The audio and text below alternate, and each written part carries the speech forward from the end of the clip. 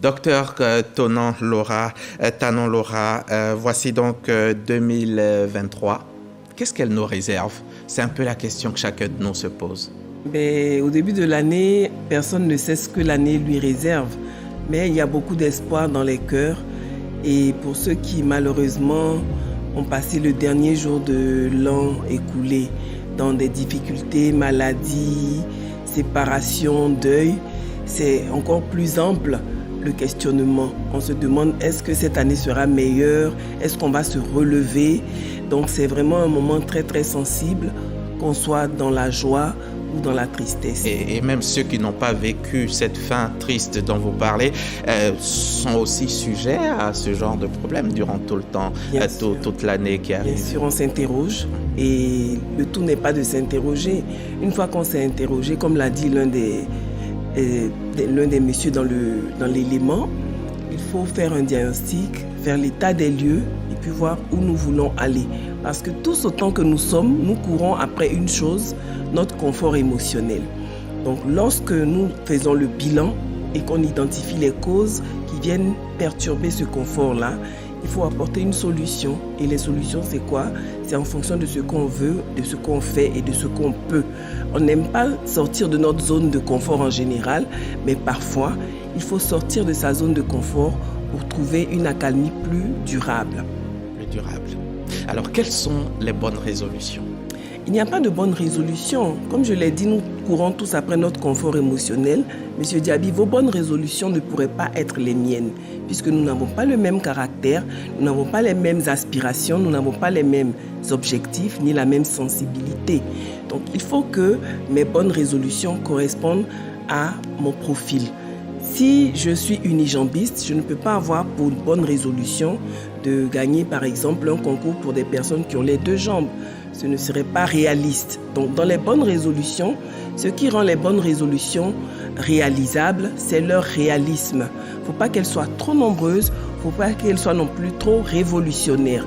Pour une personne qui est très très paresseuse, elle ne peut pas avoir pour bonne résolution d'être la personne la plus tonique, la plus dynamique en seulement 12 mois. Ce n'est pas possible. Tous les changements durables se font progressivement. Donc il faut être conscient du fait qu'on ne peut pas passer de rien à tout brusquement. Donc il faut intégrer cela au choix de nos objectifs en faisant la liste de nos bonnes résolutions. Et on parle aussi de planification. Tout à fait, la planification nous donne une visibilité de là où nous allons et surtout du niveau d'évolution que nous avons en temps réel. Et pour l'autonomisation financière, mais aussi l'autonomisation émotionnelle. Oui, l'autonomisation financière est très très très importante parce que nous savons tous que l'argent c'est le nerf de la guerre. Donc plus il y en a, mieux c'est. Mais même s'il y en a beaucoup que c'est pas bien géré, on n'aura pas un confort à la fin. Donc il faut équilibrer tout cela en partant du particulier vers le général. Celui qui fait ou celle qui fait sa liste de bonnes résolutions est un individu. Donc en général, il faut partir du confort personnel, de sa vie personnelle à la vie familiale, ensuite professionnelle, sociale et civile.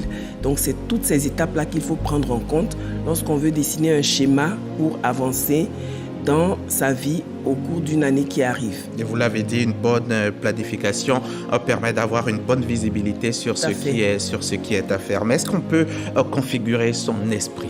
Tout à fait. L'esprit, on le configure déjà malgré soi, puisque nous sommes tous le résultat de nos enfances. La vie que nous menons nous construit comme un mur.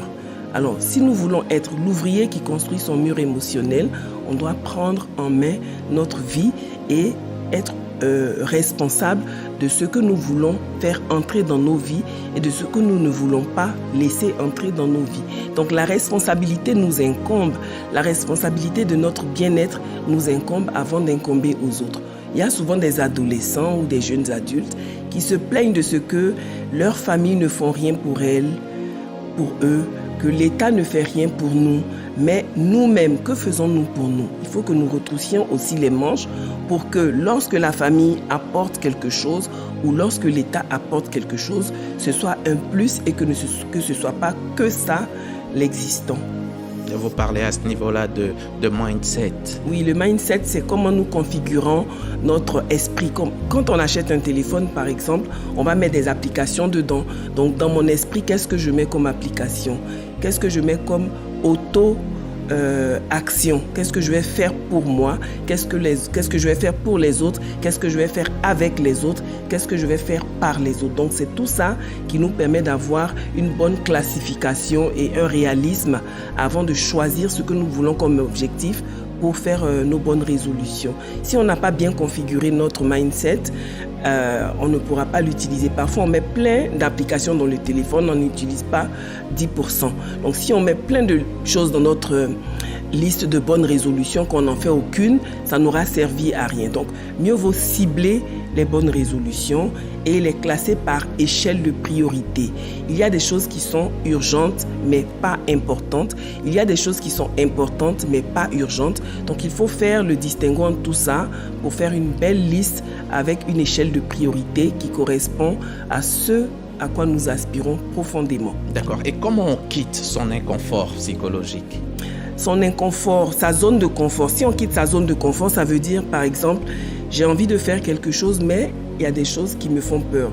La peur me retient, le manque d'habitude, l'insécurité, je ne me sens pas à la hauteur. Donc là, on se contente de sa situation. Il faut oser. Il faut oser. Il faut oser briser les liens, que ce soit des liens émotionnels ou des liens psychiques, parce que par moments, on pense qu'on n'est pas capable de faire certaines choses et on se rend compte que en allant dans l'action, nous étions bien capables, mais on était retenus par la peur.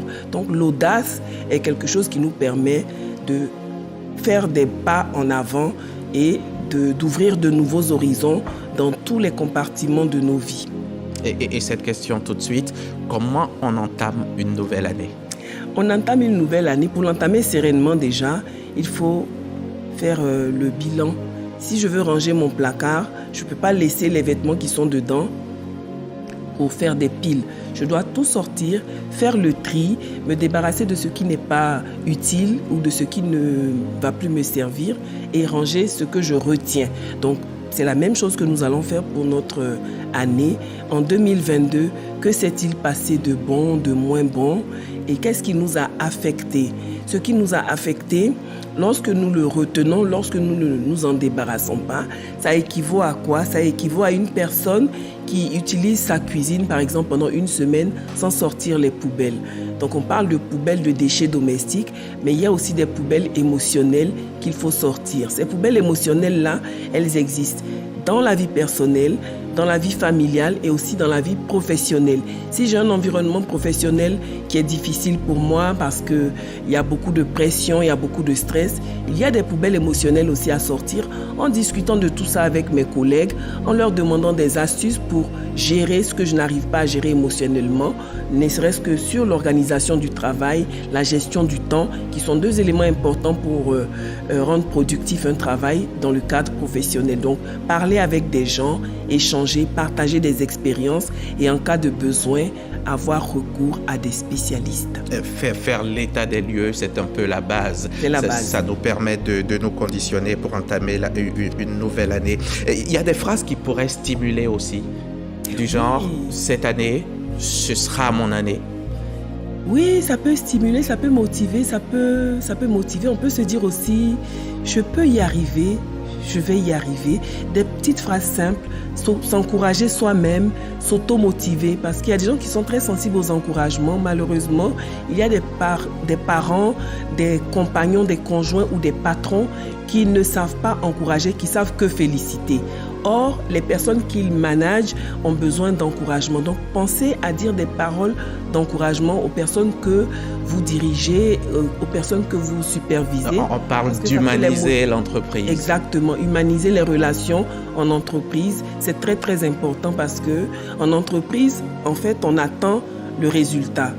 Mais en humanisant l'entreprise, on motive les employés et on leur donne l'envie de se surpasser pour justement rentrer dans le plan de l'entreprise qui est de générer des bénéfices. Tout à fait. Et comme un agent, par exemple, comment il doit aborder la nouvelle année en entreprise avec ses collègues, avec les autres agents, les autres Déjà, travailleurs? si on veut partir du schéma précédent que j'ai annoncé de faire l'état des lieux, c'est de se dire avant de sortir de chez lui, au travail, comment ça a été, comment je me suis sentie, comment je me suis positionnée, quelle a été ma place dans l'équipe, voilà, quelle a été la place, est-ce que j'ai été un élément qui tirait le travail d'équipe vers le haut ou vers le bas. Donc, quand je me suis positionnée par rapport à ça, je vais identifier des points sur lesquels travailler. Si je pense que j'ai plutôt été la 5e roue, j'ai pas beaucoup travaillé, je me suis laissé porter par les autres, je peux prendre comme bonne résolution de mettre un peu plus la main à la pâte. Et une fois que je suis maintenant dans l'entreprise ou dans l'environnement professionnel,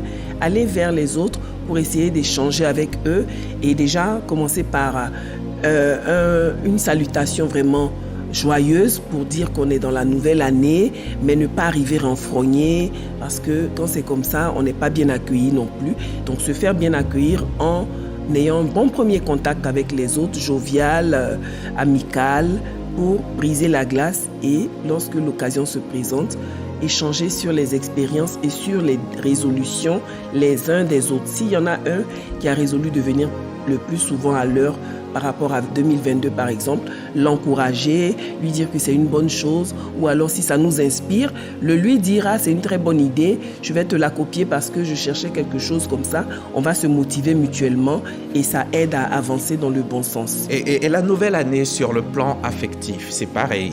Sur le plan affectif, c'est très très important parce que, comme je l'ai dit, nous traînons des casseroles émotionnelles et souvent on ne sait pas s'en défaire. Donc il y a des personnes qui sont en entreprise mais qui ont des blessures d'enfance. Donc quand vous voyez par exemple des collaborateurs qui sont agressifs ou amorphes, c'est pas forcément par rapport au travail, mais ça peut être par rapport à leur vécu personnel qui n'est pas partagé. Donc quand c'est comme ça, on dit mais on ne le comprend pas, il a quoi, qu'est-ce qu'elle a, elle n'est pas bien.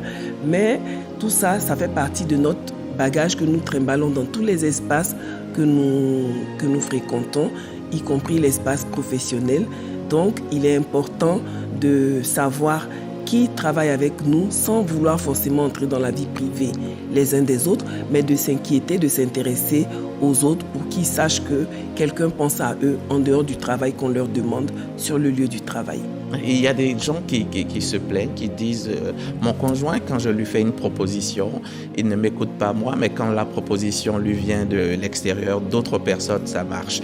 Qu'est-ce qui peut provoquer cela? Ce qui peut provoquer la manière de parler? Tout à fait. Souvent. La communication qui n'est pas bien introduite, qui n'est pas bien faite. Et puis les antécédents aussi du couple. Si dans le couple, il y a des antécédents où on ne sait pas s'écouter, dès que vous faites une proposition, il y a déjà un cadre qui est posé où l'autre a des préjugés sur vous. Donc quand vous venez sur un ton pour dire il faut qu'on parle, ce n'est plus une invitation, c'est une convocation.